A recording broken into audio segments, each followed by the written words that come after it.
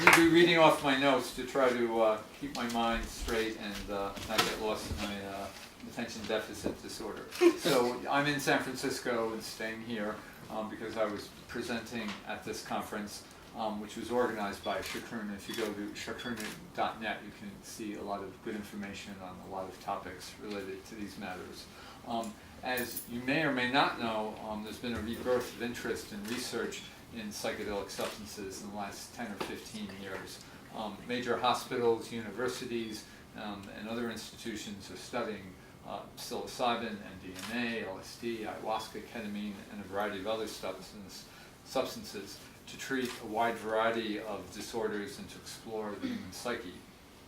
The beloved and best-selling author Michael Pollan has just written another best-selling book, came out a few months ago. It's called How to Change Your Mind, What the New Science of Psychedelics Teaches Us About Consciousness, Dying, Addiction, Depression, and Transcendence. This is another indication that this is now coming from out of the background and underground and going mainstream.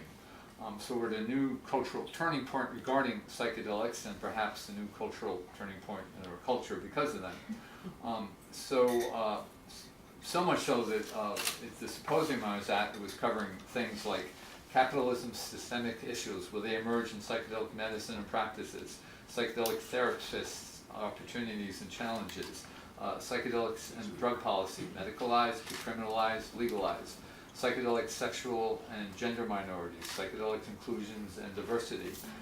All this is an indication that the field is active enough that there's enough material to have that kind of concerns.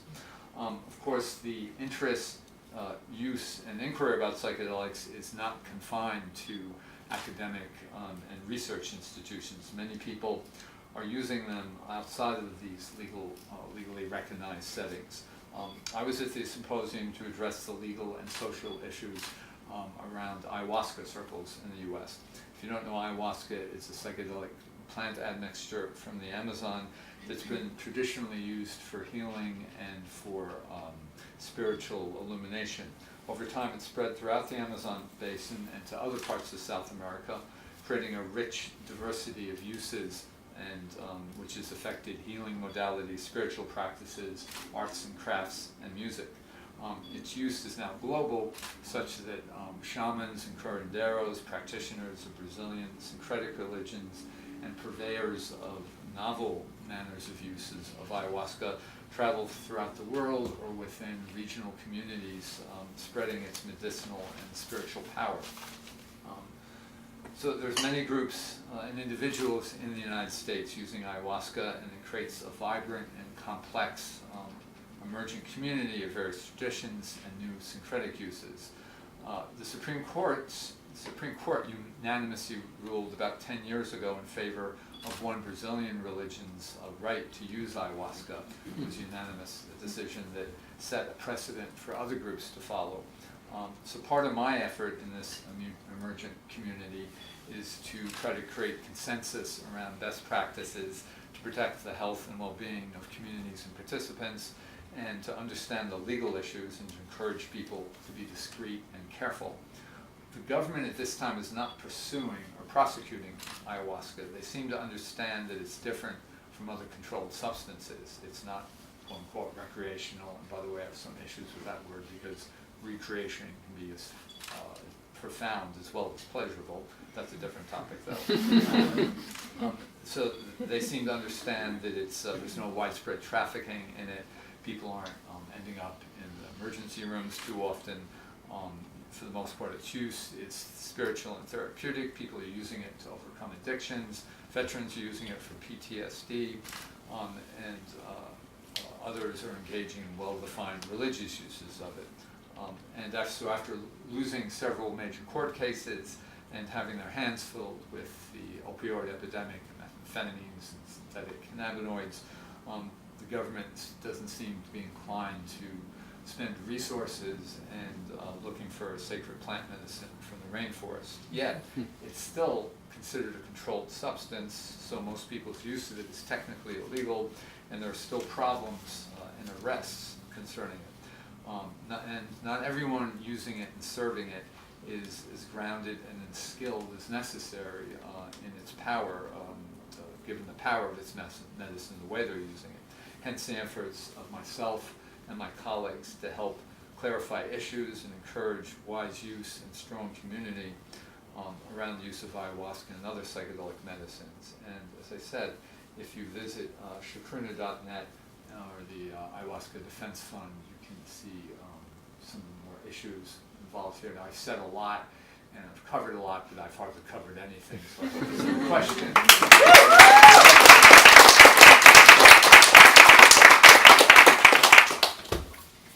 Down in the front. Okay. What is the definition of a psychedelic substance? And are there some substances that we could consider drugs that are not psychedelic, and others are? What's the difference? Well, the word means psyche manifesting, mind manifesting. Traditionally, it usually refers to substances that are based around the indole molecules, especially indole-tryptamines, and that hit a certain receptor in the vein, the brain. It's the 5-2H serotonin receptor. But there are exceptions to all that. But these things sort of come in classes, so like LSD, DMT, psilocybin, ayahuasca, they're all in the kind of indole-tryptamine family. Related to that is mescaline and MDMA are in the phenethylamine family. They also hit those receptor sites, but they hit other receptor sites too. Marijuana is a whole different pharmacology, yet phenomenologically, it might be similar in some ways and not other ways. So it's a complex topic. So I think you said ayahuasca was a mixture of plants? Yeah, it's an admixture of two basic. Usually when people refer to ayahuasca, they mean two basic plants. The ayahuasca vines, so known as Banisteriopsis caapi, and chacruna or hyena, which is Psychotropia viridis.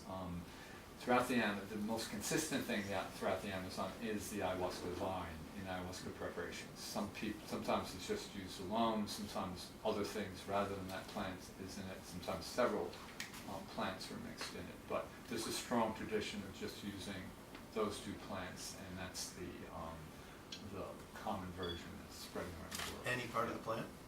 No, the vine, ayahuasca vine itself, and then the leaves of the chacruna, or sometimes shalipunga. The ayahuasca vine itself has what are called beta-carbolines, harmala alkaloids in them. They're also MAO inhibitors, some antidepressants are MAOs, and the leaf has dimethyltryptamine. That's the Schedule I substance. It actually exists naturally in our body. If you just took the leaves of the chacruna, Psychotropia viridis, and made a tea out of them, nothing would happen. It would break down in your stomach. However, the ayahuasca vine allows it to pass to not break down and get into your bloodstream, get to your vein, get to your brain. So it's amazing they hit upon that pharmacology.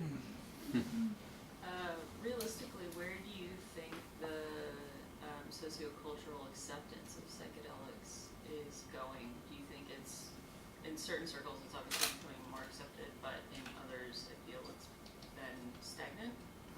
It has been for the last 40 years or so, but in the last 10 or 15 years, especially the last 5, that's changed a lot. Partly because of very strategic decisions some people made. A lot of the studies, the initial studies with psilocybin were geared towards anxiety around people who are dying, having stage 4 cancer, which is, so there was a lot of listening around that because that's something everyone's going to go through around cancer. Dying is a big issue. People themselves, their parents, their families, their children, and also the initial effort around MDMA was around PTSD in women who were victims of sexual abuse, and also Army veterans. And both those conditions, there were no therapies or medications that were helpful, and now the evidence is really strong about MDMA, such that the FDA fast-tracked it as a breakthrough drug.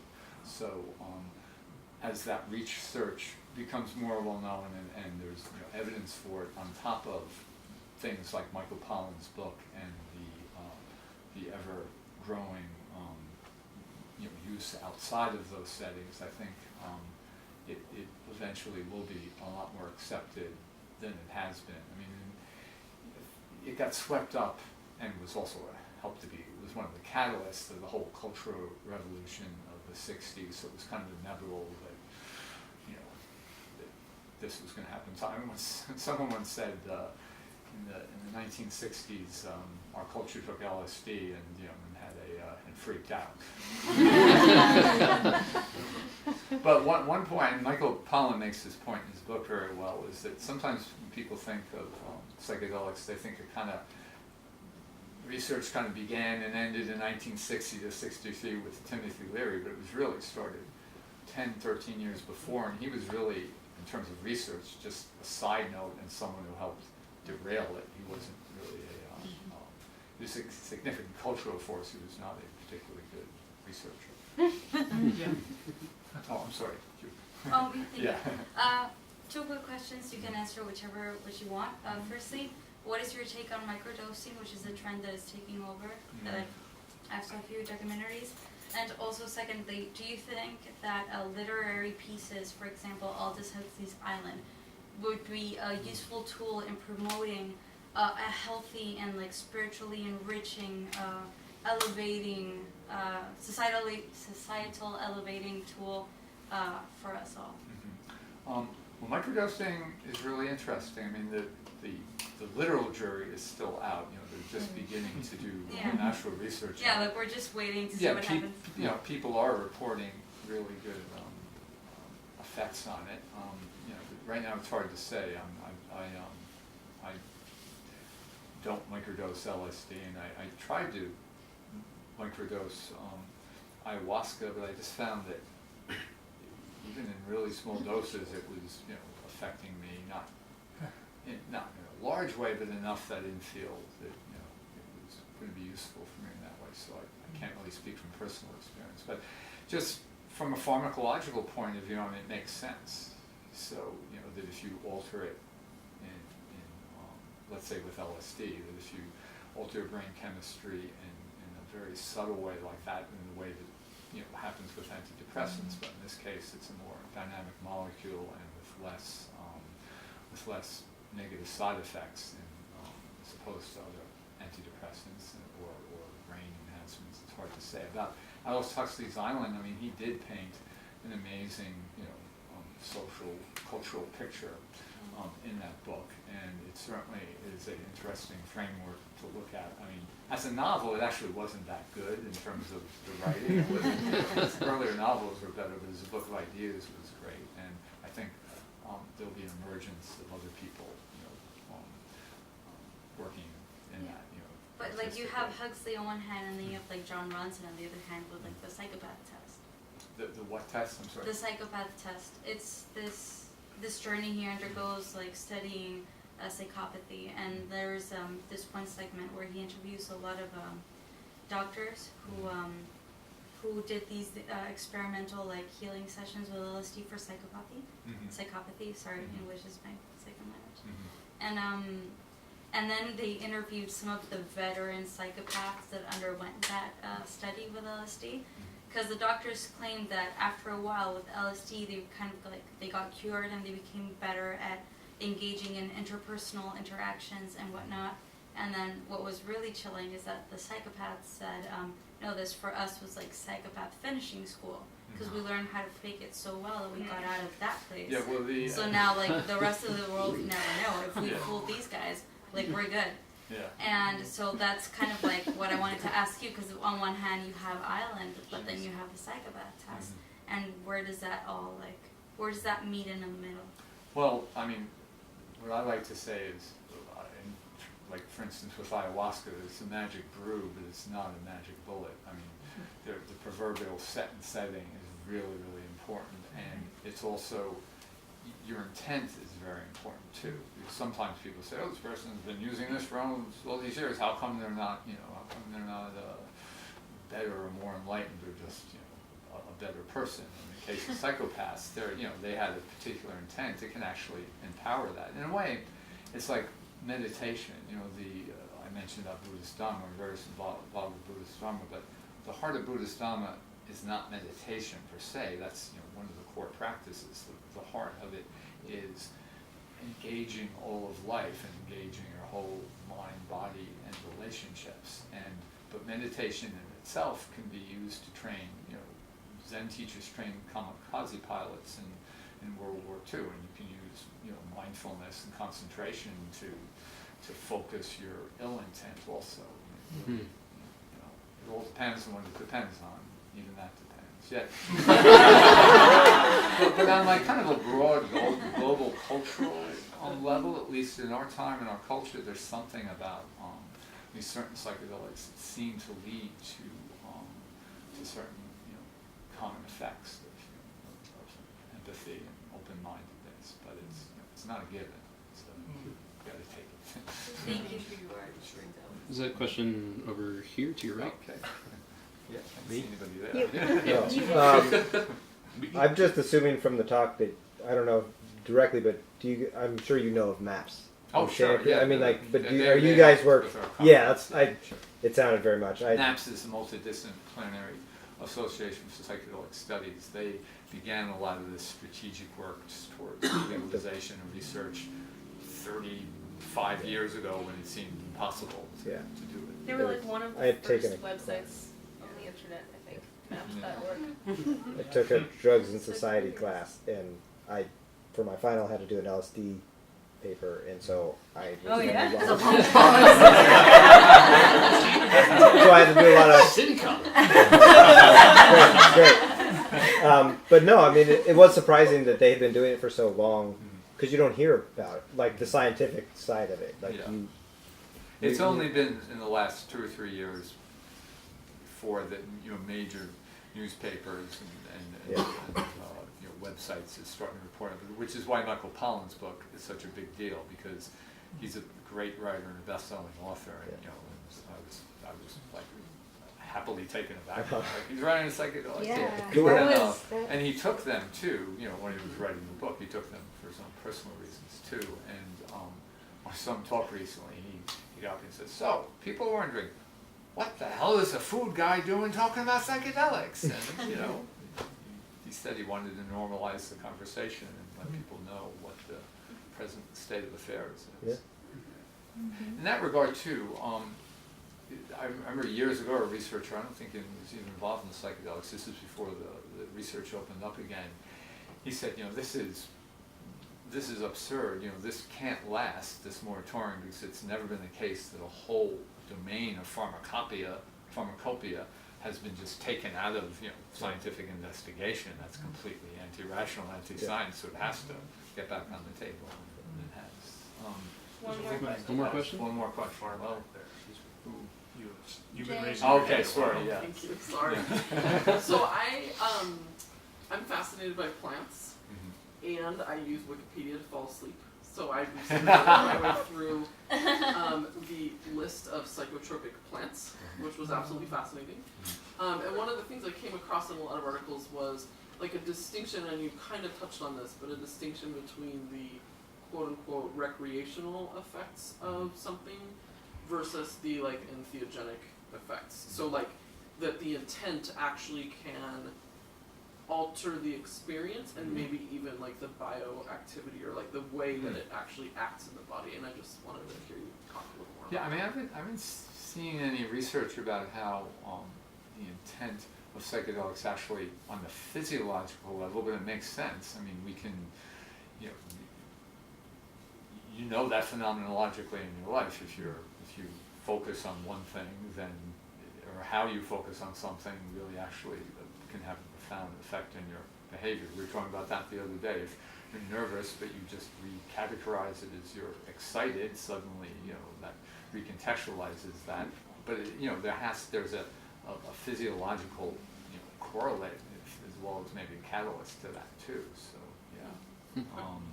But it's also it's your intent, but it's also the setting. I mean, you can have a good intent, but if you go to a setting that's chaotic, then you're going to have a hard time. But that's in ayahuasca particularly, people are very concerned about the setting because it's just inherently so has a gravitas to it and is so powerful that unlike, let's say, LSD or mushrooms, where you could, more easily go out into the environment or, go out dancing with people. Don't take ayahuasca and go out dancing. However, there are certain traditions where their dancing is part of it, but it's in a more, ritualized and contained way. Not that it's all, can be actually quite joyous and celebratory too. So. All right, thank Great. you.